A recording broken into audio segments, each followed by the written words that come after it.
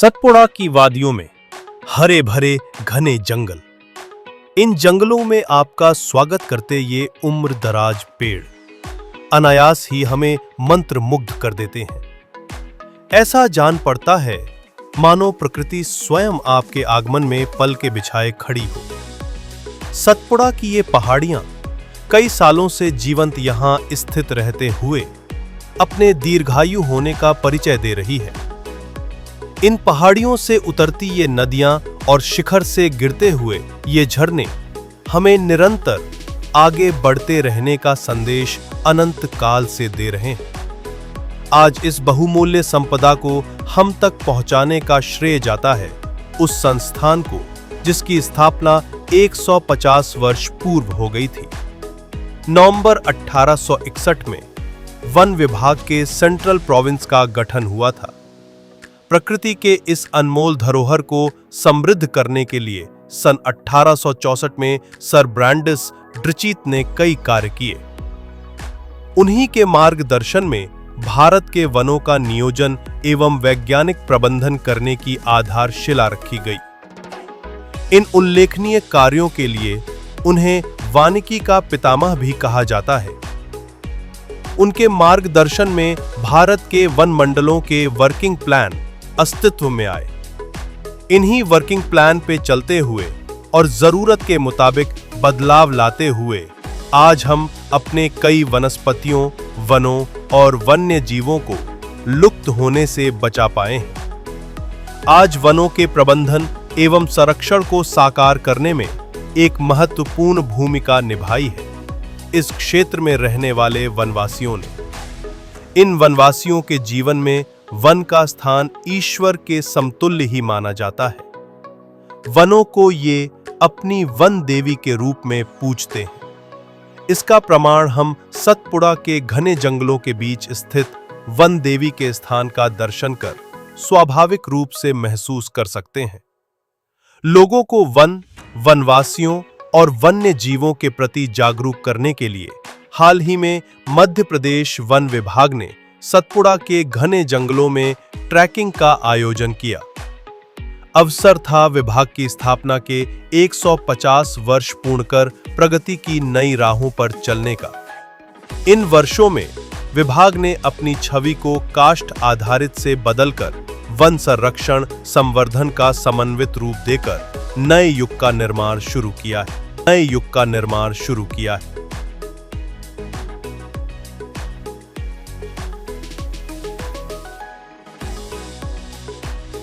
विश्वव्यापी carbon credit system को समझते हुए विभाग ने कार्बन फुटप्रिंट को बढ़ाने की दिशा में कार्य करना प्रारंभ कर दिया है। मेरा अपना ये सोचना है कि 150 साल बाद जब हम इस ट्रैक पे दोबारा जाएंगे, हमारी जनरेशन या हमारे बच्चों के बच्चे जब उस ट्रैक पे जाएंगे तो ये पाएंगे कि 300 साल पहले जो जगह थी उससे भी खूबसूरत, जहाँ पे चट्टाने हैं वहाँ पे हरियाली, वो जहाँ बांस के जंगल नहीं रहे वहाँ बांस के जंगल, तितलियाँ, मधुमक्खियों के छत्ते और ज़्यादा दिखाई देंगे।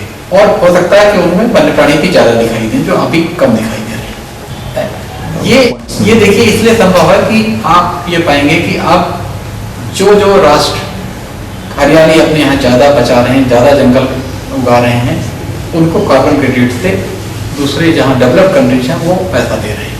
तो इकोनॉमिकली जंगल उगाना, जंगल लगाना, हरियाली बचाना अब ज़्यादा वायबल होगा। इसलिए क्षेत्र और सुंदर बनने के चांसेस बहुत ज़्यादा हैं।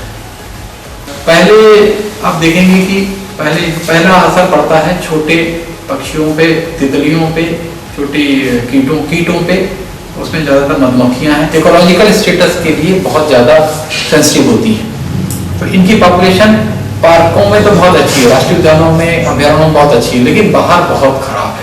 मेढक की आवाज़ सुनाई नहीं पड़ती क्योंकि हमारे जो जल स्रोत हैं वो ज़्यादातर उसमें पेस्टिसाइड लोड बहुत बढ़ गया है।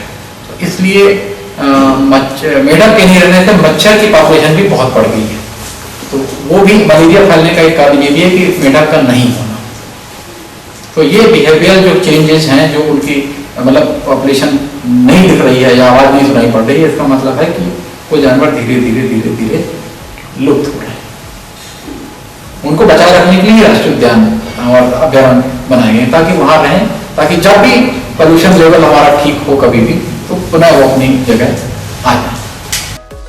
विभाग के इको टूरिज्म बो के माध्यम से वनवासियों को जहां एक और रोजगार मिल रहा है, वहीं जनसामान्य को अपनी वन संपदा को बचाने और बढ़ाने में सक्रिय भूमिका निभाने का सौभाग्य भी प्राप्त हो रहा है।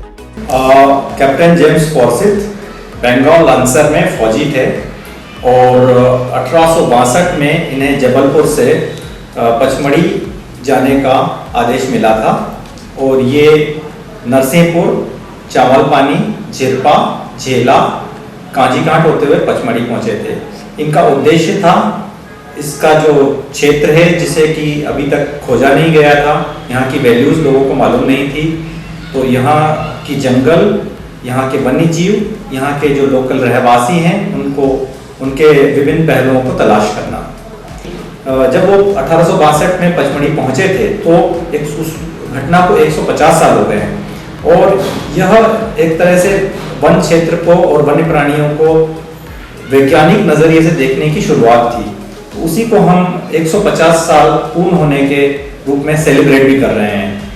तो यही है कि उसको सेलिब्रेशन के माध्यम से हम ये मैसेज देना चाहते हैं कि वो जो रोमांच उन्होंने 150 साल पहले महसूस किया था वो इस ट्रैक पे चलकर आज भी महसूस कर सकते हैं, क्योंकि देखा जाए तो बहुत सारी तब्दीलियां हो चुकी है दुनिया में, लेकिन ये जो अनछुआ क्षेत्र है, विशेष रूप से सतपुड़ा टाइगर रिजर्व है, ये लगभग वैसा ही है जैसा शायद 150 साल पहले जेम्स फॉर्सिथ ने देखा होगा।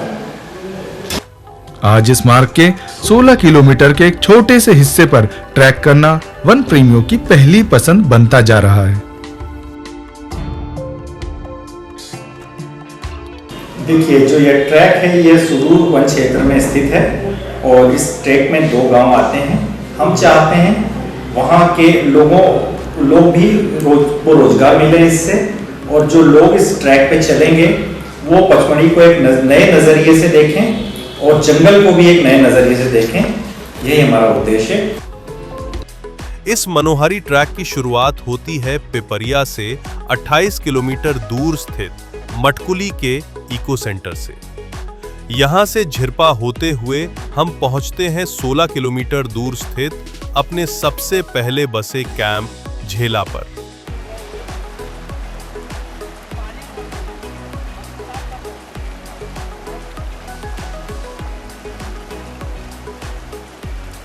और हां, झेला में कलकल करती देनवा नदी के किनारे सुनहरी रेत पर टेंट में ठहरकर सैलानियों को प्रकृति के और करीब आने का मौका मिलता है। देनवा नदी झेला के इस नैसर्गिक सौंदर्य को और भी मनोहारी बना देती है। विभाग द्वारा आयोजित विभिन्न गतिविधियां यहां होती रहती है।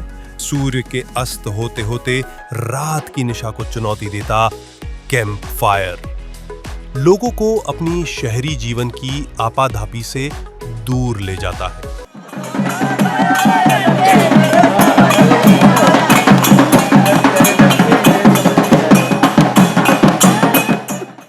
नदी की कलकल करती धारा और आसमान में तारों की अनंत श्रृंखला हमें इस बात से अवगत कराती है कि हमारे ब्रह्मांड में सितारे तो कई हैं, पर धरती केवल एक ही है। जी हां, ये सितारों से बढ़ के है। इस पर बसा हर जीवन अमूल्य है। इसी सोच के साथ कैंप में अगली सुबह का आगाज होता है। सुबह की ठंडक, चिड़ियों की मधुर कलरव और कहीं टहनियों में छिपे परिंदे की छोटी सी झलक बर्ड्स वॉचर को पुलकित कर देती है।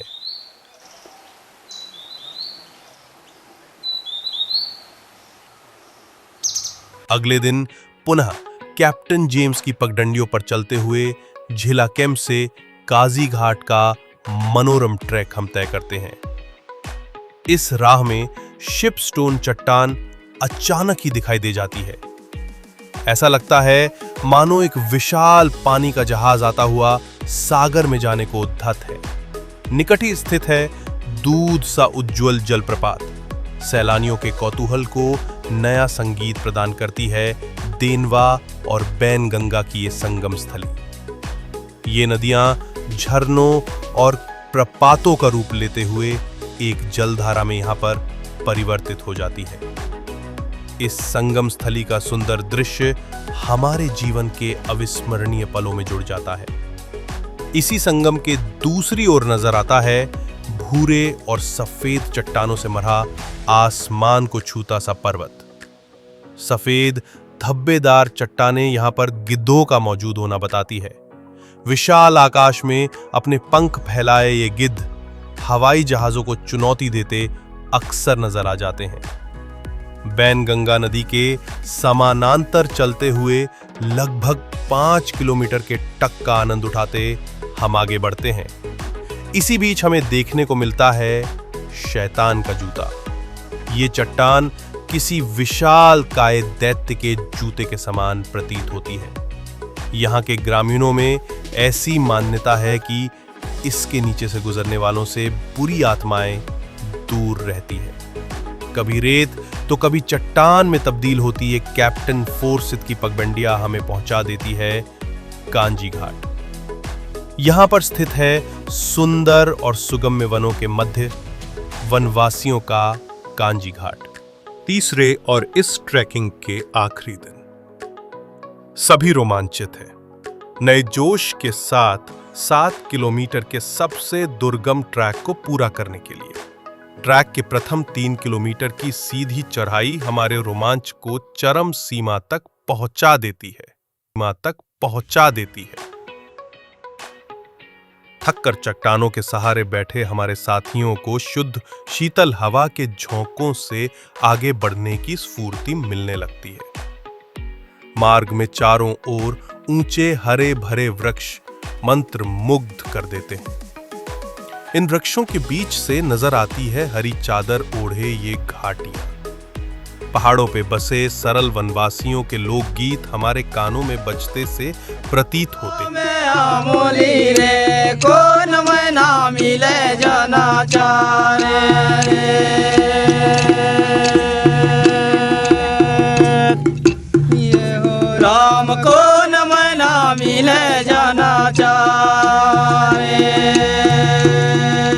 आगे बढ़ते हुए वन में तैनात सजग वन प्रहरी हमारा अभिवादन करते हमें अनायास ही मिल जाते हैं। वन विभाग के ये सिपाही हमारी हौसला अफजाई करते हुए हमें प्राकृतिक शीतल पेय देकर इस ट्रैकिंग को और भी सरल बना देते हैं। इन हरी भरी पहाड़ियों से गुजरते हुए वृक्षों की कई प्रजातियां हमें देखने को मिलती हैं। साग, साल, अर्जुन, महुआ, तेंदू, जामुन और अमराई उड़न गिलहरी और जंट स्क्विरल को संरक्षण प्रदान करते हैं। तभी इस दुर्गम मार्ग के निकट नजर आता है एक और मनोहारी दृश्य, वाटरफॉल। ये शीतल झरना हमारे दल के नौजवान साथियों को अपनी ओर आकर्षित होने पर मजबूर कर देता है। हमारे ये युवा इस झरने के कुछ देर ताजगी का आनंद लेकर फिर लौट आते हैं हमारे मुख्य मार्ग पर। कुछ दूर चलते ही मधुर आवाज आती है बहते हुए श्रृंखलाबद्ध छोटे छोटे झरनों की। हमारे इस ट्रैक को यह दृश्य और भी मनोरम बना देता है। इस अद्वितीय मार्ग को खोजने की स्मृति में इन श्रृंखलाबद्ध झरनों का नाम रखा गया कैस्केड। 4 घंटों के इस रोमांचकारी मार्ग से होते हुए हम पहुंचते हैं अपने अंतिम पड़ाव पचमढ़ी नाके पे। वन विभाग के साहसी और सदैव सजग अधिकारियों और कर्मचारियों से मिलकर हम पुनः स्फूर्ति से भर जाते हैं। यहाँ पर कुछ पल विश्राम कर शासकीय वाहनों से हम पहुंचते हैं कैप्टन जेम्स फोर्सिथ द्वारा स्थापित बाइसन लॉज।